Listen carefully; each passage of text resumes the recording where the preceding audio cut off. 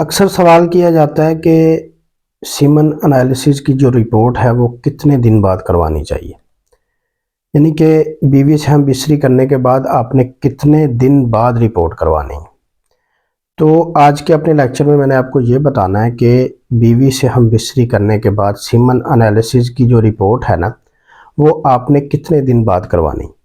سب سے پہلے آقا علیہ الصلوۃ والسلام کی ذات اقدس پر درود و سلام کے نذرانے پیش کرتے ہیں۔ الصلوۃ والسلام علیک یا سید یا رسول اللہ وعلی آلک و اصحابک یا حبیب اللہ۔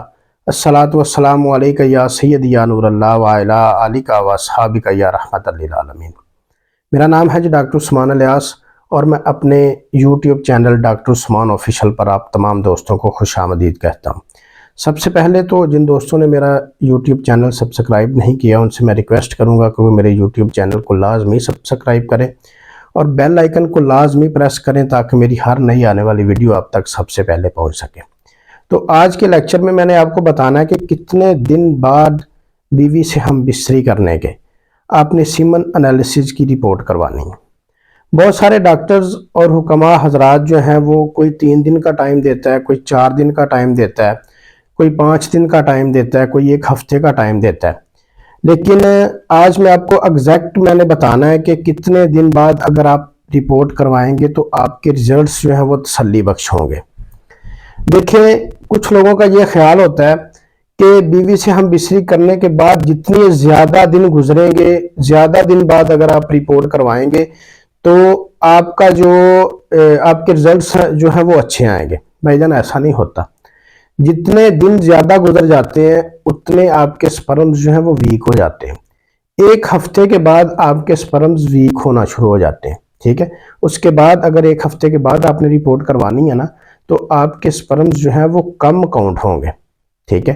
اس لیے یہ آپ کی سوچ بالکل غلط ہے کہ اگر آپ زیادہ عرصہ گزاریں گے، زیادہ وقت گزاریں گے تو اس سے آپ کی رپورٹ اچھی آئے گی۔ بھائی جان، آپ نے کرنا کیا ہے، آج میں نے آپ کو ایگزیکٹ بتانا ہے کہ اتنے دن بعد اگر آپ رپورٹ کروائیں گے تو آپ کے ریزلٹس تسلی بخش آئیں گے۔ آپ نے 4 دن کا وقفہ کرنا ہے۔ بیوی سے ہم بستری کرنے کے بعد 4 دن کا آپ نے وقفہ کرنا ہے اور 5ویں دن آپ نے جا کے رپورٹ کروانی ہے۔ بھائی جان، یہ ضروری نہیں ہے کہ 4 دن کا وقفہ ہو۔ اگر آپ 5ویں دن رپورٹ نہیں کروا سکتے، آپ 6 دن کروا لیں، آپ 7ویں دن کروا لیں، ٹھیک ہے۔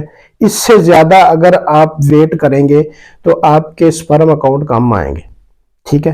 ہوتا یہ ہے کہ جتنا وقت زیادہ گزر جاتا ہے تو جو پرانے سپرمز ہوتے ہیں جو پہلے پیدا ہوئے ہوتے ہیں، ٹھیک ہے، وہ ویک ہونا شروع ہو جاتے ہیں، نئے سپرمز بننا شروع ہو جاتے ہیں۔